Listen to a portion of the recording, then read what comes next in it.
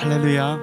오늘도 각처에서 또 현장에서 수요예배로 나오신 모든 성도님들을 주님의 이름으로 환영하고 축복합니다.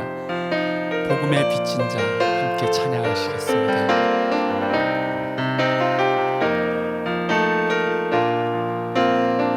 세상에 값진 그 무엇으로도 살 수 없는 것이었기에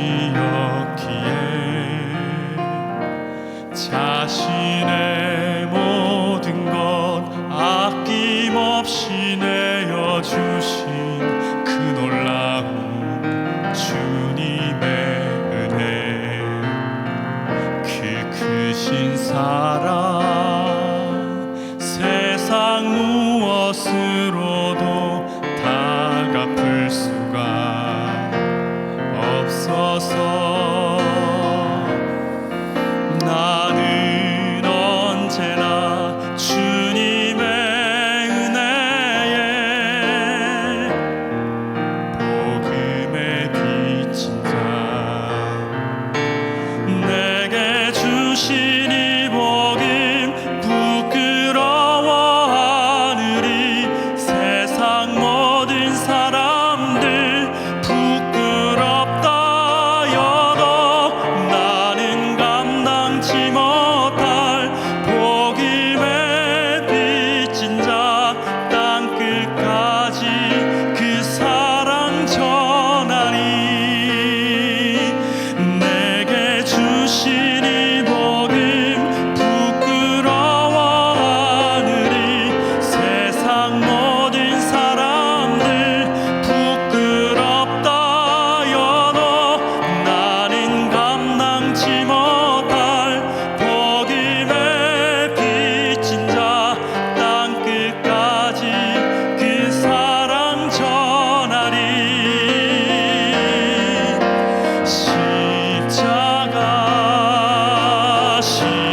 십자가 그 그늘 아래 내 소망이 있네. 십자가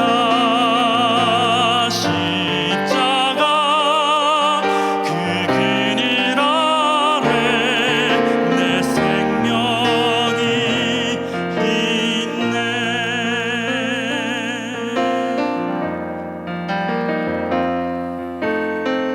무엇이 변치 않아 내 소망이 되며 무엇이 한결같아 내 삶을 품으리. 그 누가 날 만족해 내 영이 쉬며 그 누굴 기다려 내 영이 기쁘리.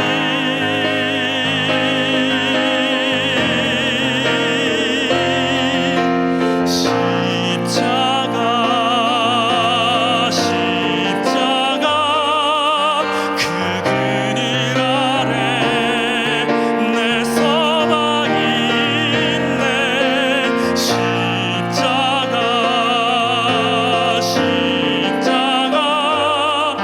그 그늘 아래 내 생명이 있네. 십자가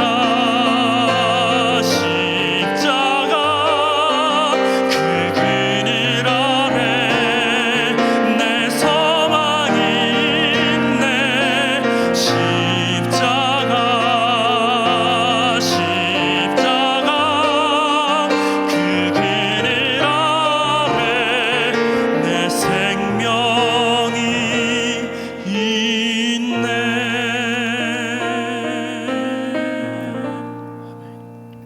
묵도하심으로 6월 3일 수요 예배를 하나님께 드리겠습니다.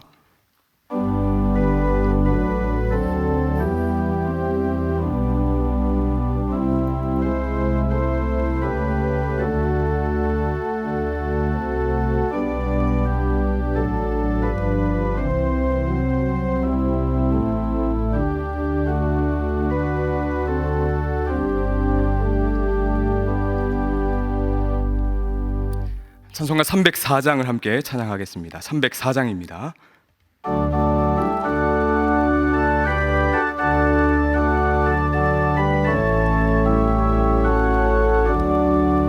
크신 하나님의 사랑 말로 다 형용 못하네. 저 높고 높은 별을 넘어 이 낮고 낮은 땅 위에 죄범한 영혼 구하려 그 아들 보내사 화목제물 삼으시고 죄 용서하셨네.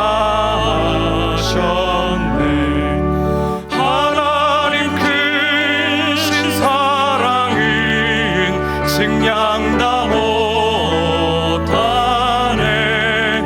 영원히 변치 않는 사랑 성도여 찬양하세.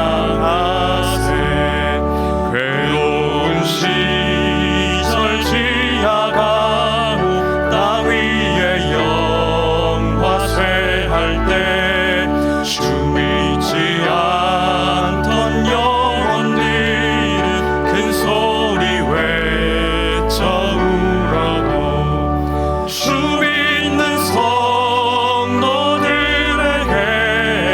큰 사랑 베푸사 우리의 죄 사했으니 그네 잊을까. 하나님 크신 사랑은 증량 다 못하네. 영원히 변치 않는 사랑 성도여 찬양하세. 하늘을 두루마리 삼고 바다를 먹물 삼아도 한없는 하나님의 사랑 다 기록할 수 없겠네. 하나님의 크신 사랑 그 어찌 닿았을까. 저 하늘 높이 쌓아도 세우지 못하니. 하나님 크신 사랑이 증량 다 못하네. 영원히 변치 않는 사랑 성도여 찬양하세.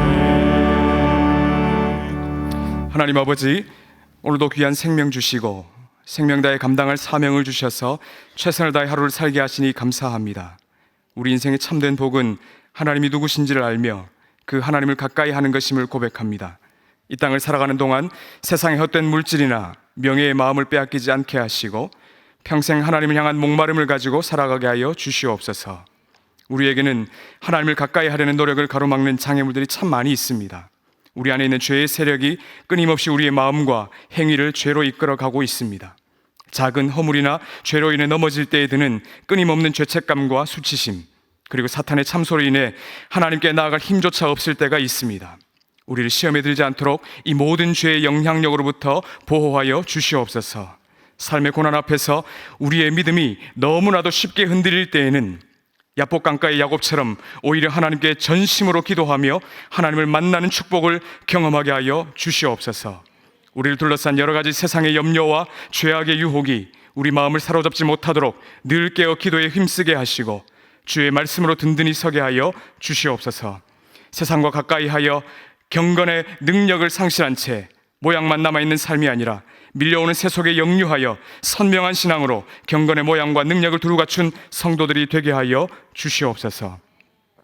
코로나19로 인해서 대한민국을 넘어 전 세계가 고통받고 있습니다. 주여 이 땅을 불쌍히 여겨 주시옵소서. 긍휼을 베풀어 주셔서 하루속히 종식되게 하시고 성도들이 함께 모여 마음껏 예배할 수 있는 여건을 허락하여 주시옵소서.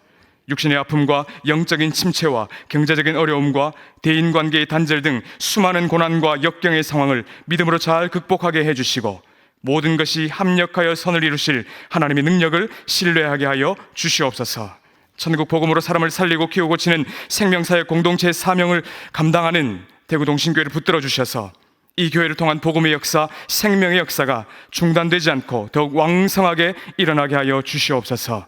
제6회 생명사의 컨퍼런스를 계획하고 준비하는 가운데 있습니다. 모든 일정 속에 선하신 하나님의 인도를 경험하게 하여 주시옵소서. 우리 온 마음과 정성을 다해 지성으로 드리는 이 예배를 받아주시되 주의 말씀을 통해 풍성한 은혜를 체험하게 해주시고 믿음으로 말씀에 순종하며 살기를 결단하는 복된 시간이 되게 하여 주시옵소서. 감사드리며 존귀하신 예수 그리스도의 이름으로 기도하옵나이다. 아멘.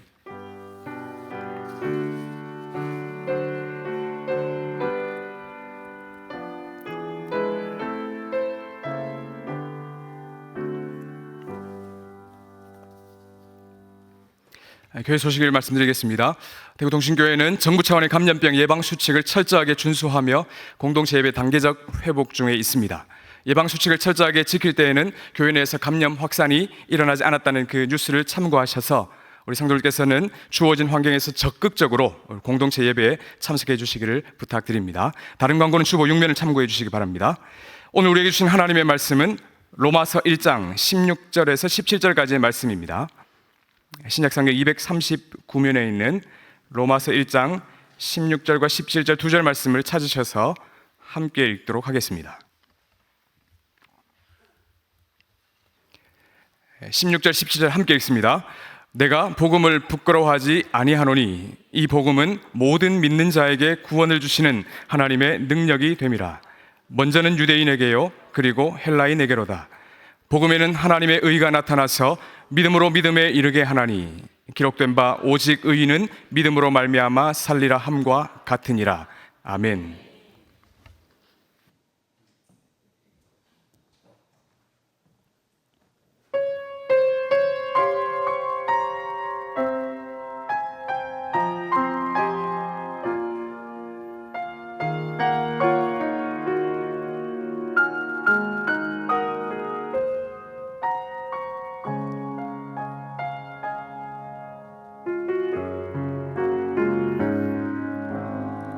나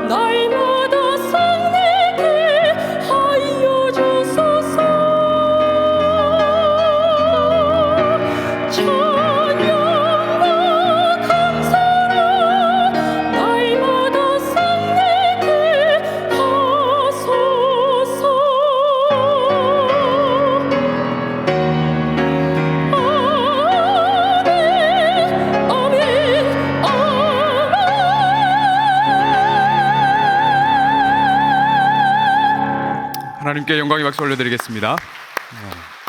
귀한 찬양 감사합니다. 수요 예배로 하나님께 영광 돌리기 위해 이 자리에 오신 여러분들과 또 각처에서 영상으로 하나님께 예배하기에 모인 우리 모든 성도들을 진심으로 환영하고 축복합니다. 우리 하나님께서 이 저녁에 우리 모두에게 풍성한 은혜를 채워주실 줄 믿습니다.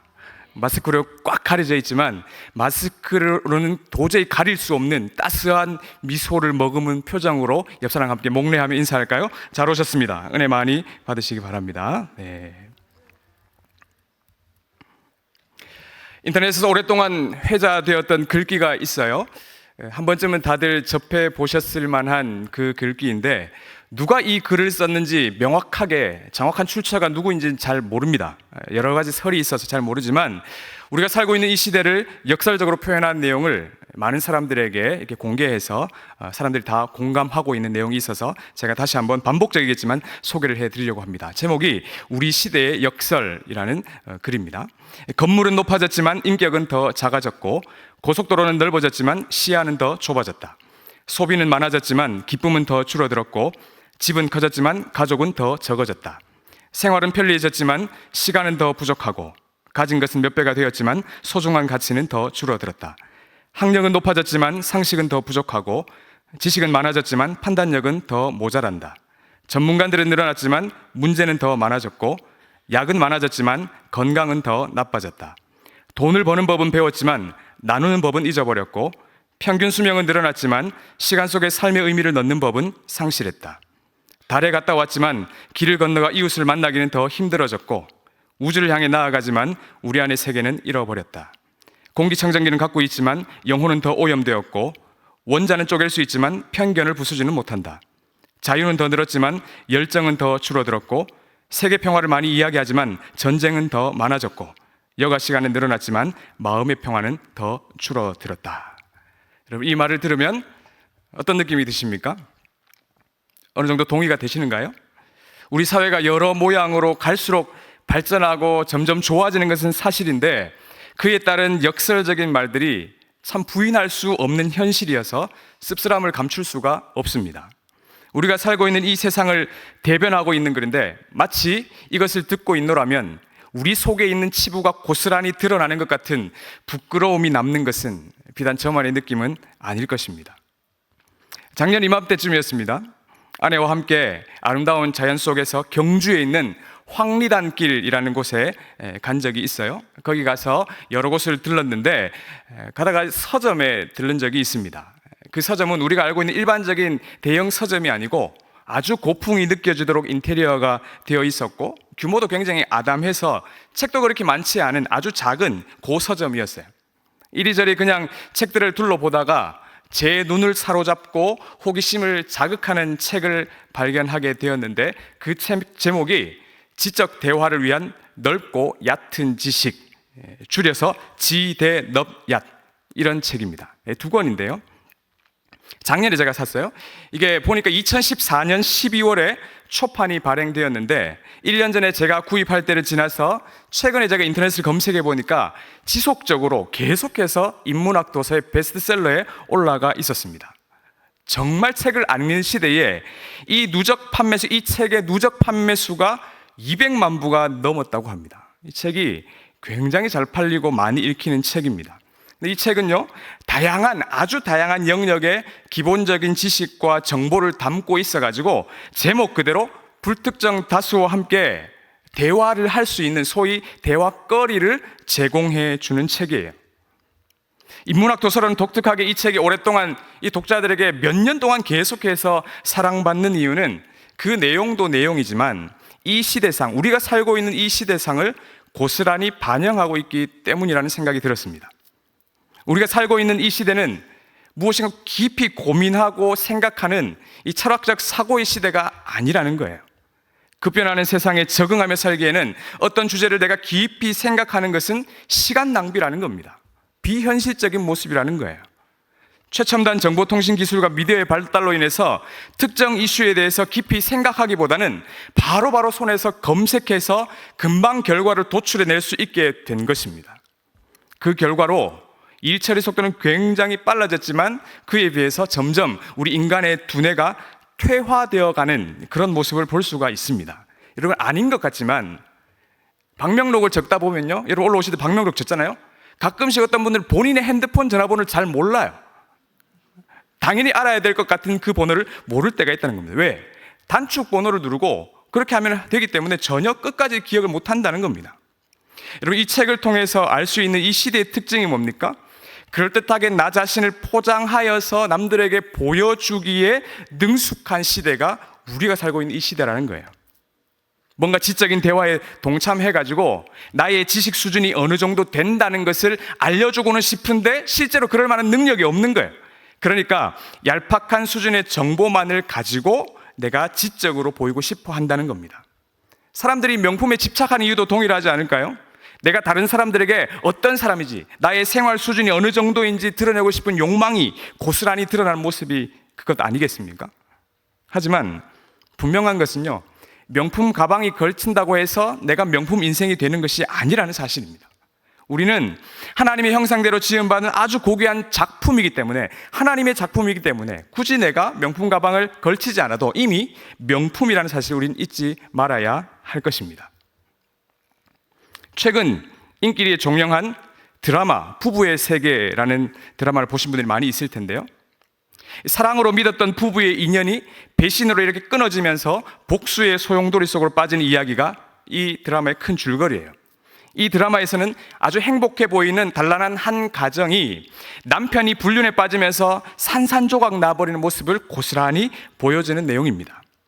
이 드라마를 보면서 남자 주인공이 자신의 어떤 불륜 사실이 발각되었을 때에 아내에게 이렇게 큰 소리로 외쳤습니다. 한번 들어봤을 텐데요, 사랑에 빠진 것이 죄는 아니잖아. 여러분, 이게 불륜을 하다가 걸린 남자의 입에서 나와야 될 소리입니까? 잘못했다고 싹싹 빌어도 못마땅할 터인데 사랑에 빠진 것이 죄가 아니잖아. 저는 이 한마디가 잊혀지지 않습니다. 왜냐하면 이 말이 현 시대를 고스란히 대변하고 있기 때문입니다. 내가 아내가 싫어서 불륜에 빠진 것이 아니라 이 아내도 내가 사랑하지만 또 다른 여성에게도 똑같이 사랑의 감정을 느낀다는 거예요. 여러분, 이게 말이 되는 소리입니까? 어떻게 두 사람을 똑같이 사랑할 수가 있습니까? 만약에 똑같이 사랑한다고 하더라도 이것은 성경적으로, 도덕적으로, 법적으로 이것은 명백히 잘못된 행동입니다. 같은 이치로 어떤 그리스도인이 나는 하나님을 사랑하지만 세상도 사랑해, 세상과 사랑에 빠진 것이 죄는 아니잖아, 만약에 이렇게 소리친다면 여러분 어떤 생각을 하시겠습니까? 예수님께서 분명히 말씀하셨죠. 마태복음 6장 24절에서 이렇게 말씀합니다. 한 사람이 두 주인을 섬기지 못할 것이니 혹 이를 미워하고 저를 사랑하거나 혹 이를 중히 여기고 저를 경히 여김이라. 너희가 하나님과 재물을 겸하여 섬기지 못하느니라. 우리는 재물로 대변되는 이 세상과 하나님을 절대로 같이 섬길 수가 없습니다. 그런데 우리가 살고 있는 이 시대는 죄를 지은 사람이 도리어 큰 소리치는, 마치 드라마에서나 나올 법한 일들이 현실 속에서 펼쳐지고 있는 도덕적, 영적, 법적으로 타락한 시대입니다. 더군다나 요즘은요, 코로나19 상황이 지속되면서 인간의 본성과 민낯이 그대로 드러나고 있습니다. 과학기술이 무한히 발전하면서 인간을 복제하는 그 시도까지 하는 상황이 되었지만 한낱 눈에 보이지도 않는 이 바이러스 앞에서 속수무책 당할 수밖에 없는 현실을 우리는 지금 현재 철저하게 마주하고 있습니다. 물론 하나님께서 인간에게 허락하신 지혜를 최대한 활용해서 언젠가는 백신을 만들어내고 이 상황은 깨끗하게 종식될 것이라고 우리는 기대하고 있지만 인간의 한계와 유한성을 철저하게 보고 있는 거예요. 게다가 뉴스를 통해서 살펴보는 것처럼 미국에서는 이 코로나 재난 속에서 시위하고 폭동이 계속해서 일어나고 있습니다. 우리나라는 상대적으로 잘 대처하고 큰 동요가 없는 것 같지만 가만히 살펴보면 그렇지도 않아요. 언론이나 매체들을 보십시오. 그 누구도 이 상황에 대해서 책임지는 사람은 없습니다. 어떻게든 여론을 몰아가지고 책임을 떠넘기기에 바쁜 모습을 그대로 보이고 있는 거예요. 신천지에 그 책임을 넘겼다가 콜센터에 넘겼다가 클럽에 넘겼다가 쿠팡으로 넘겼다가 이제는 개척교회로 넘기고 여차하면 그 모든 사회적인 비난과 책임을 떠넘길 대상을 계속해서 찾고 있는 것이 오늘의 현실입니다. 이것은 어쩌면 타락한 인간의 본성이 그대로 드러난 것이라고 볼 수가 있어요. 선악과를 따먹은 이후에 에덴 동산에서 일어난 죄의 책임 전가 현상이 오늘 그대로 이 시대에 재현되고 있는 것입니다. 아담은 죄를 지적하는 하나님을 향해서 이렇게 말씀하죠. 아담이 이렇게 이야기합니다. 아담이 이르되 하나님이 주셔서 나와 함께 있게 하신 여자, 그가 그 나무 열매를 내게 줌으로 내가 먹었나이다. 이게 뭡니까? 하와가 선악과를 져서 내가 먹었습니다. 근데 그 하와를 보내주신 분이 바로 하나님 당신입니다. 남자가 책임질 줄 모르고 그 책임을 고스란히 아내에게 돌리고 자기를 만드신 하나님께 돌리는 그런 비겁한 모습이 그대로 드러나는 거예요. 이 에덴 동산의 비극적인 상황이 오늘날까지 고스란히 이어지고 있는 것입니다.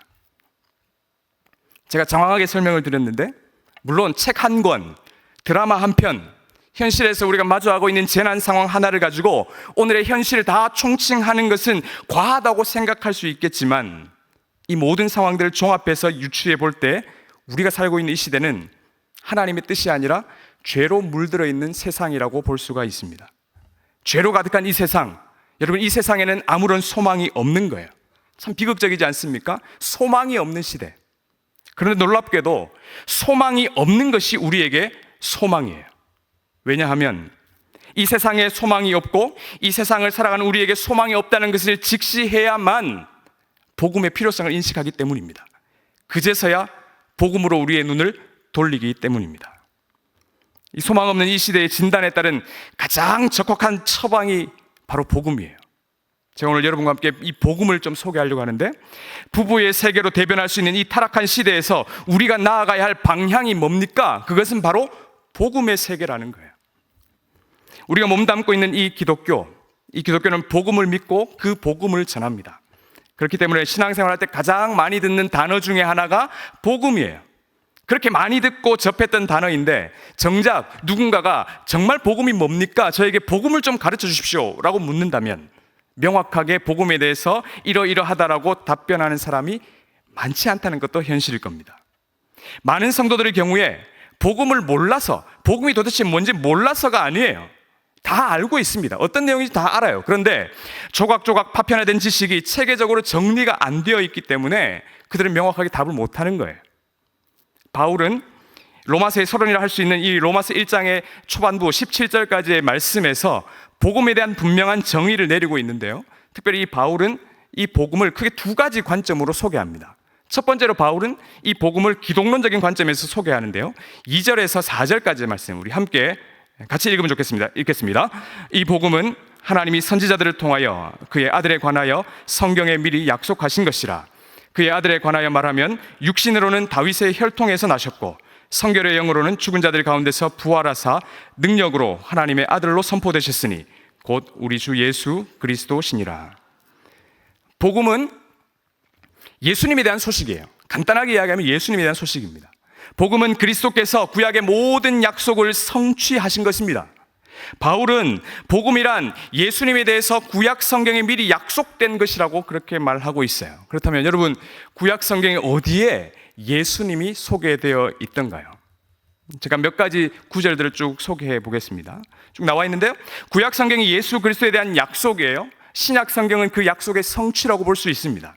구약 성경에 보면 예수님의 탄생을 시작해서 그의 직분과 사역과 죽으심과 부활 등 전반적인 기록이 이미 다 약속으로 구약에 기록되어 있습니다.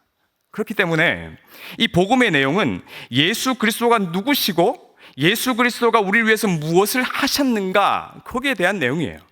한마디로 복음은 예수 그리스도의 인격과 사역이라고 볼 수가 있습니다. 복음을 제대로 이해하기 위해서는 예수 그리스도를 제대로 이해해야 하는 거예요. 예수님은 그 이름의 뜻에서 알 수 있듯이 죄에서 구원하시는 구원자라는 거예요. 하나님께서 요셉에게 천사를 보내셔서 이름을 예수라고 지으라고 하시면서 그 예수라는 이름의 뜻을 명확하게 풀어주셨습니다. 마태복음 1장 21절에 보면 아들을 낳으리니 이름을 예수라 하라. 이는 그가 자기 백성을 그들의 죄에서 구원할 자이심이라 하니라. 예수님은요, 질병이나 불안한 마음이나 배고픔이나 그 당시에 로마의 압제로부터 구원하기 위해서 오신 분이 아니라는 거예요. 예수님이 여기 오신 이유는 구원을 위해 오신 분입니다. 죄로부터의 구원을 위해 오신 분이라는 거예요. 그 구원은 죄의 문제를 해결하고 우리에게 영생을 보장하는 것입니다. 이 예수님에 대한 바른 시각은 베드로가 했던 유명한 신앙 고백을 통해서 분명하게 알 수가 있습니다. 예수님의 신분과 정체성이 구원자라고 이해했다면 그 예수님이 무엇을 하셨는지에 대한 생애와 행적 그리고 사역에 대해 살펴봐야 하는데, 이 베드로의 신앙 고백에서 그는 예수님을 주님, 그리스도, 하나님의 아들이라고 고백을 했습니다. 우리의 주인이 예수님이시고 그분은 기름 부음을 받은 자로서 선지자, 제사장, 왕으로서의 사역을 모두 감당하시는 분입니다. 또한 그분은 하나님의 아들, 곧 하나님과 동일한 신성을 가지신 하나님이시라는 것을 이해해야 한다는 거예요. 이처럼 복음을 예수 그리스도의 관점에서 보는 것이 복음에 대한 기독론적인 관점이에요. 두 번째로 바울은 복음을 구원의 관점에서 소개하는데요. 오늘 우리가 읽었던 본문 16절에 나와 있습니다. 16절 우리 같이 한번 읽을까요? 내가 복음을 부끄러워하지 아니하노니 이 복음은 모든 믿는 자에게 구원을 주시는 하나님의 능력이 됨이라. 먼저는 유대인에게요, 그리고 헬라인에게로다. 복음은 모든 믿는 자에게 구원을 주시는 하나님의 능력이라고 했습니다. 하나님은 예수를 믿는 모든 자에게 구원을 허락해 주십니다. 어떤 인간의 노력이나 행위나 공로가 아니고 예수를 믿는 그 믿음으로 인해서 차별 없이 구원을 허락해 주신다는 거예요. 믿음에 의한 차별 없는 구원, 이것이 우리 모두에게 진정한 복음이 되는 겁니다. 그렇다면 중요한 질문을 할 필요가 있어요. 그러면 이 복음이 과연 이 시대에 필요한가? 좀 더 정직하게 표현하자면 이 시대에 예수 그리스도가 정말 복음이 될 수 있는가?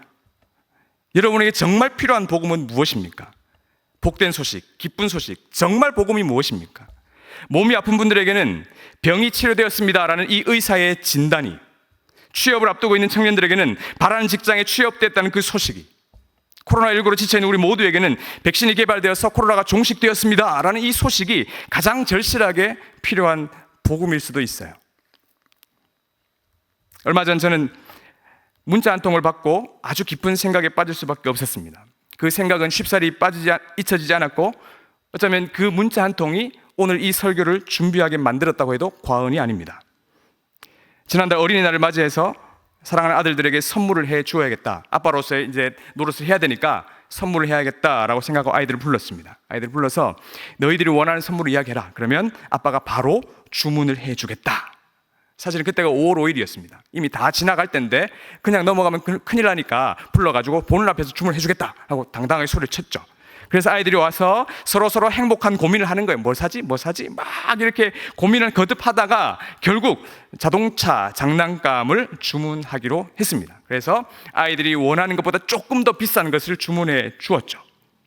요즘 아이들이 얼마나 똑똑한지 몰라요? 택배를 주문하면 이 택배가 언제쯤 집에 도착할 것인지를 대략적으로 경험적으로 그들이 알고 있어요. 그래서 오늘 주문하니까 내일 발송하고 모레쯤에 우리 집에 도착할 것이다 라고 생각하고는 그때부터 아이들이 설레이기 시작하는 거죠.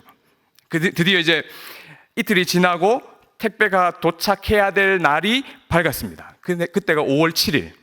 5월 7일 오전 11시 53분 제게 문자 한 통이 왔습니다. 문자 잘 보이실지 모르겠는데 이렇게 되어 있어요. 이은찬, 이은율 고객님 반갑습니다. 행복을 전하는 CJ 대한통운 택배입니다. 고객님이 기다리시던 상품이 도착되었다는 기쁜 소식을 전합니다. 저는 이 문자를 보면서 무릎을 탁 칠 수밖에 없었어요. 복음이 바로 이런 것이구나. 복음에 대해서 절감할 수밖에 없었던 거예요. 제가 이 문자를 받자마자 이 문자를 그대로 복사해서 집에서 아이들과 함께 뒹굴고 있는 아내에게 바로 전송을 해 주었습니다. 제가 받는 선물이 아니에요. 그런데 이 기쁜 행복한 소식을 전해주고 싶은 이 마음이 제게 들었기 때문에 바로 전송을 해준 거예요. 당연히 아이들은 그 기쁜 소식을 접하고 행복해했고 그 실체를 경험하고 나서는 얼마나 기뻐하면서 그것을 누리는지를 저는 생생하게 목격할 수가 있었습니다. 그런데 아쉽게도 이 택배의 복음은 그리 오래 가지 않았어요. 여러분, 우리에게 무엇이 가장 좋은 소식이고 무엇이 가장 기쁜 소식입니까? 바울은 이 구원에 대한 소식이 복음이라고 했습니다. 죄는 하나님에 대한 불순종이며 반역입니다. 죄는 우리의 죽음과 영원한 형벌을 초래하는 거예요. 또한 죄는 우리의 전인을 오염시켜서 하나님을 알지도 못하게 하고 사랑하지도 못하게 만들어버립니다. 그렇기 때문에 그런 죄에서 구원받는 것은 죄의 형벌에서 구원받는 것이고 죄의 부패한 본성에서 구원받는 것이에요. 그렇기 때문에 우리 모두에게는 한 사람도 예외 없이 이 복음이 반드시 필요합니다. 아니, 정확하게 이야기하면 필요한 정도가 아니라 절실한 거예요. 타락한 본성을 가지고 죄를 지을 수밖에 없는 우리는 그 죄의 문제를 해결하는 그 예수 그리스도의 복음이 반드시 필요한 겁니다. 그 복음을 이미 소유한 우리의 자세가 어떻습니까? 여러분 어떻게 복음을 대하고 있어요? 복음을 귀한 것으로 여기고 있습니까? 한낱 주문한 택배가 도착했다는 문자에는 기뻐 날뛰면서도 아무런 자격 없는 나를 대신해서 십자가에 죽으시고 부활하신 그 예수 그리스도의 복음 때문에 우리는 얼마나 감격하며 얼마나 기뻐하고 있습니까? 일상의 삶 속에서 우리가 기도했던 크고 작은 기도 제목이 이루어지는 것에 대해서는 감격하고 감사하지만 정작 복음 자체에 대해서는 감격하지 않는 우리의 모습은 아닌지 우리 냉정하게 돌아보아야 할 것입니다. 우리 개인뿐만이 아니에요. 오늘날 교회의 모습은 어떻습니까?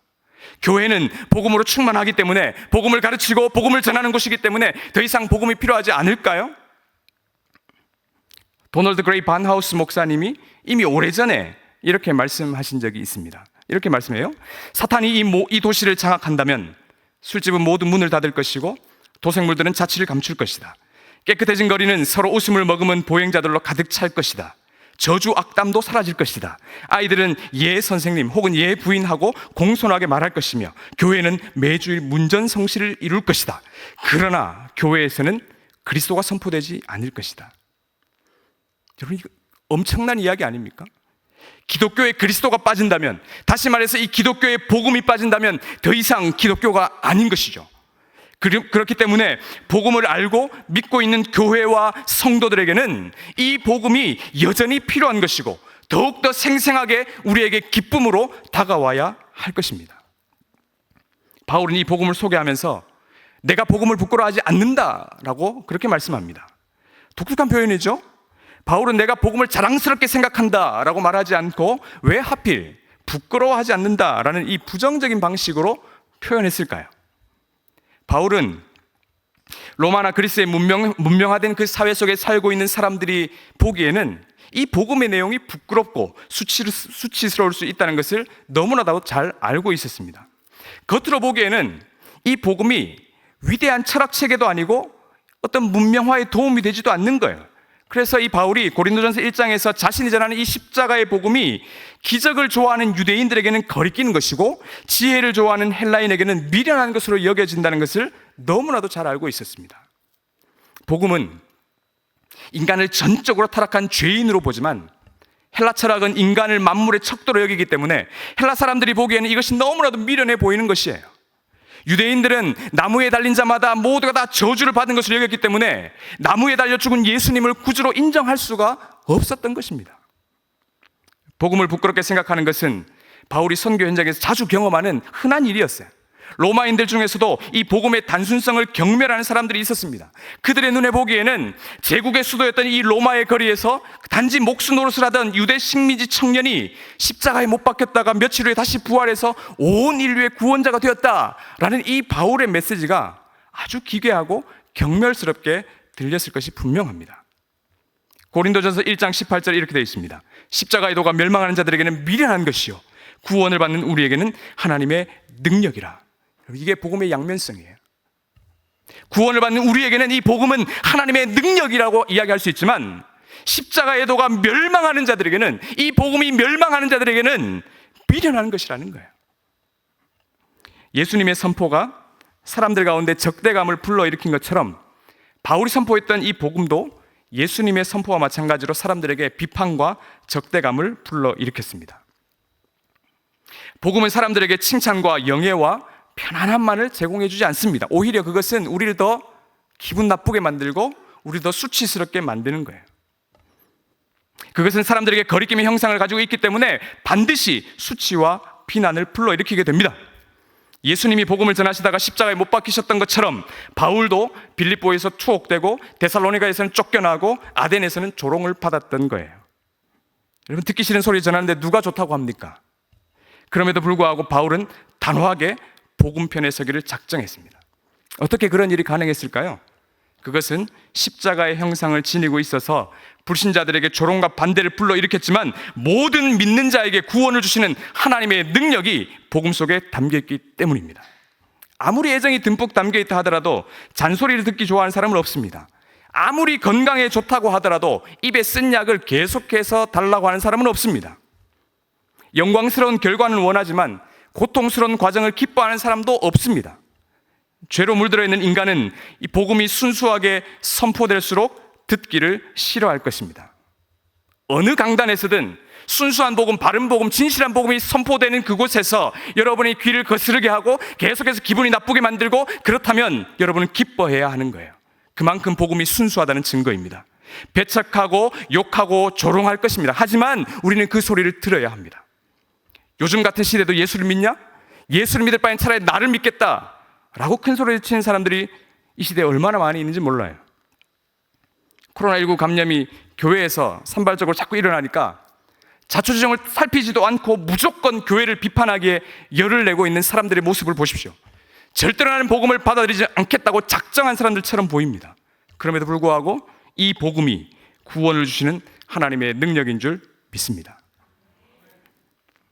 여러분, 복음은 구원을 주신 하나님의 능력이라는 이 표현이 바울이 복음을 부끄러워하지 않는 궁극적인 이유를 설명하는 진술이에요.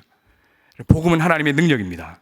설교자가 아무리 말을 잘한다고 해서 그 말이 구원을 가져오는 것이 아닙니다. 우리가 힘쓰고 애쓴다고 해서 구원의 사건이 우리에게 일어나는 것도 아니에요. 사람이 구원을 받는 것, 믿음의 눈이 열리는 것은 전적으로 하나님의 능력인 줄 믿습니다. 일본의 개신교 사상가였던 우치무라 간조 선생이 로마서 연구에서 이런 비유를 들었습니다. 큰 바위를 깨기 위해서는, 그 큰 안반을 깨기 위해 사용하는 다이너마이트의 위력을 칭찬하면서 이것을 복음에다가 비유를 했어요. 그리고 사람들이 구원받기 위해서 여러 가지 하는 노력들, 그 행위, 이것을 삽과 곡괭이로 큰 안반을 깨려고 하는 어리석은 시도에 비유했습니다. 여러분, 큰 안반, 큰 바위는 다이너마이트로 터뜨리는 것이지 곡괭이나 삽으로 부러뜨릴 수 있는 것이 아니에요. 여러분, 우리에게 필요한 것이 바로 이 사람의 큰 안반과 큰 견고한 반석과 같은 우리의 심령을 깨뜨리고 부수어서 고기같이 부드럽게 만드시는 하나님의 능력인 거예요. 영적인 다이너마이트가 우리에게 필요한 겁니다. 우리는 복음을 전하되 사람들이 듣기 좋아하는 그 소리에 불순물을 썩지 않은 그 순수한 복음 그대로를 전해야 하는 것입니다. 사람들이 안 듣는다고, 사람들이 배척한다고 해서 거기에 물을 타면 안 되는 거예요. 하나님은 그 순수한 전파, 그 복음 전파 속에서 그의 능력을 고스란히 드러내시는 겁니다. 상식을 벗어나고 기이한 그리고 놀라운 일들을 일컬어서 우리는 기적이라고 이야기하죠. 성경에서는 이 기적이라는 용어를 하나님께서 특별하게 개입하신 결과로 보이는 초자연적인 현상이나 경이적인 역사적인 사건, 이것을 가리키는데 기적이라는 말을 사용했습니다. 성경에서 말하는 기적은 마술과 여러 가지 속임수와는 전혀 다른 거예요. 그것은 하나님께서 자기 백성의 구원을 위해서 역사에 개입하셔서 하시는 일들, 이것과 연관이 되어 있습니다. 또한 이 기적은 그분의 메시지를 이해하고 받아들이는 것과도 연관되어 있기 때문에 표징, 징조, 이적, 이런 말들로 사용하고 있어요. 성경에는 이러한 기적들이 참 많이 등장합니다. 아마도 소설이나 신화에서나 접할 법한 이 기적들이 성경에 많이 기록되어 있기 때문에 어쩌면 그 기적들 때문에 성경을 받아들이지 않는 사람들도 있을 것입니다. 그렇다면 이러한 기적, 성경에 기록될 만한 그 성경에 기록될 당시만이 아니라 오늘날 이 시대에도 기적이 일어날까요? 여러분 어떻습니까? 여러분 주위에는 기적이 일어나던가요? 여러분의 삶에는 기적 같은 일들이 많이 일어나던가요? 정답은 그렇습니다. 기적 같은 일들이 지금도 여전히 우리 주위에서 심심치 않게 일어나고 있습니다. 제가 대학생 시절에 출석했던 제 모교회죠. 모교회에서 아주 이제 은퇴하시고 시간이 많이 지난 연로한 목사님을 모시고 부흥회를 한 적이 있습니다. 그때 오신 목사님 굉장히 훌륭한 이름난 분이셨어요.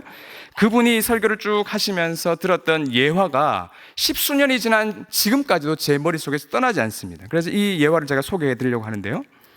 그 목사님께서 어느 날 본인의 집 앞에 있는 마당에 이렇게 나가서 우두커니 이렇게 앉아서 뭔가 생각을 하고 설교 준비를 했겠죠. 그러던 중에 아주 진기한 장면을 목격하게 되었습니다. 그 장면이 뭐냐 하면 개미떼가 줄지어서 이쪽 끝에서 저쪽 끝으로 쭉 줄지어서 이동하고 있는 모습이 그대로 드러난 거예요.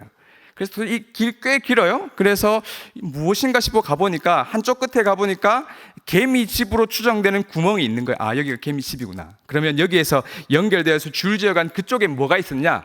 말라 죽은 지렁이가 있는 거예요. 그러니까 개미들이 줄지어 가서 개미 사체를 조금씩 뜯어가지고 다시 이렇게 돌아오는 그 광경을 목격하게 된 거예요.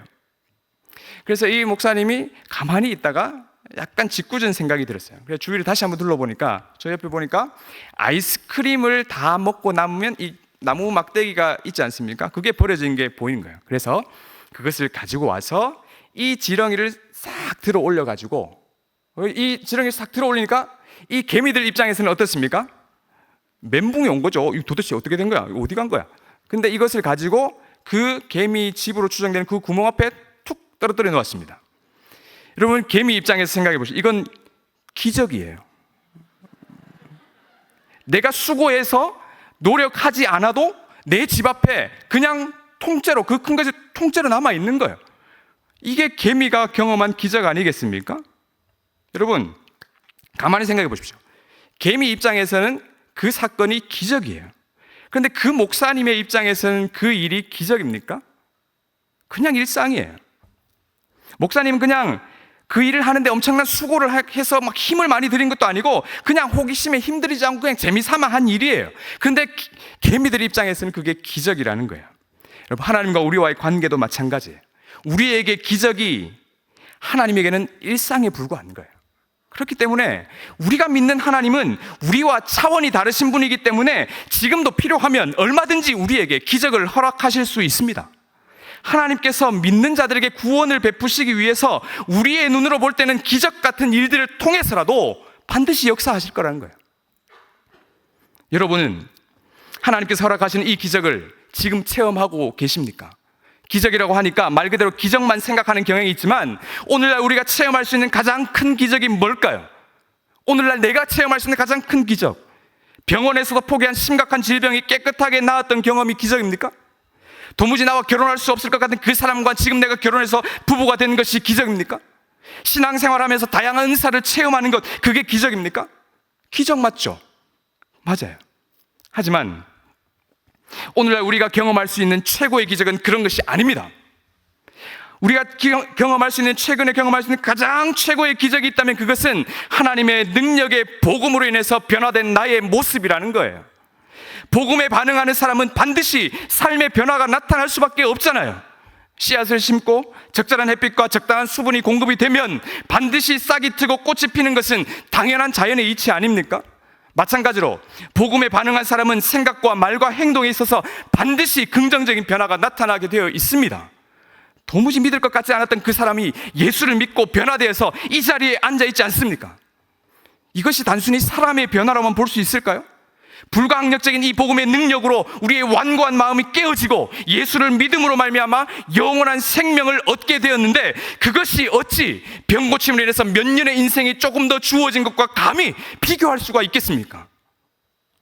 사랑하는 성도 여러분, 우리에게 기쁜 소식, 우리에게 복된 소식, 이 복음은 다른 것이 아니에요. 우리를 향한 하나님의 사랑입니다. 하나님이 우리를 얼마나 사랑하시는지 우리를 위해서 가장 위대한 선물을 내어주셨다는 거예요.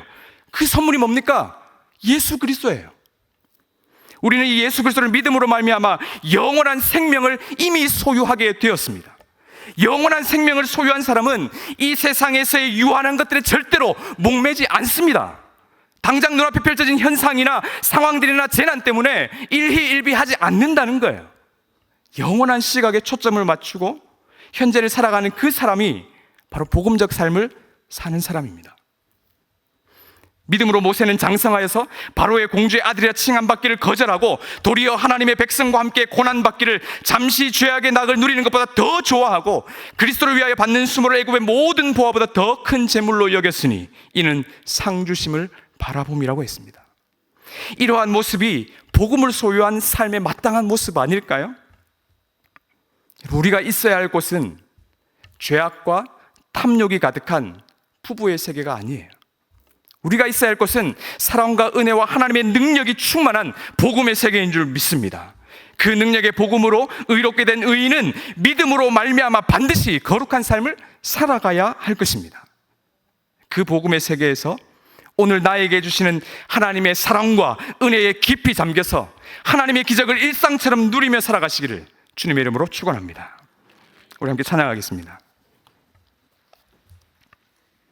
말씀을 생각하면서 내 영혼이 은총 입어 중한재진 벗고 보니 우리 함께 찬양하겠습니다.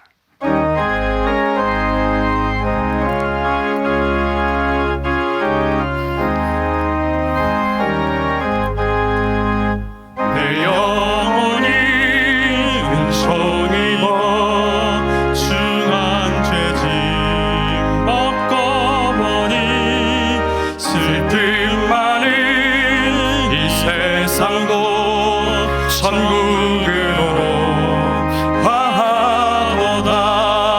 할렐루야 찬양하세. 내 모든 죄 사함 받고 주 예수와 동행하니 그 어디나 하늘나라. 주의 얼굴 뵙기 전에 멀리 뵈던 하늘나라. 내 맘속에 이루어지니 날로 날로 가깝도다. 할렐루야 찬양하세. 내 모든 죄 사함 받고 주 예수와 동행하니 그 어디나 하늘나라. 높은 산이 거친 길이 소망이나 궁궐이나 내 주 예수 모신 곳이 그 어디나 하늘나라. 할렐루야 찬양하세. 내 모든 죄 사함 받고 주 예수와 동행하니 그 어디나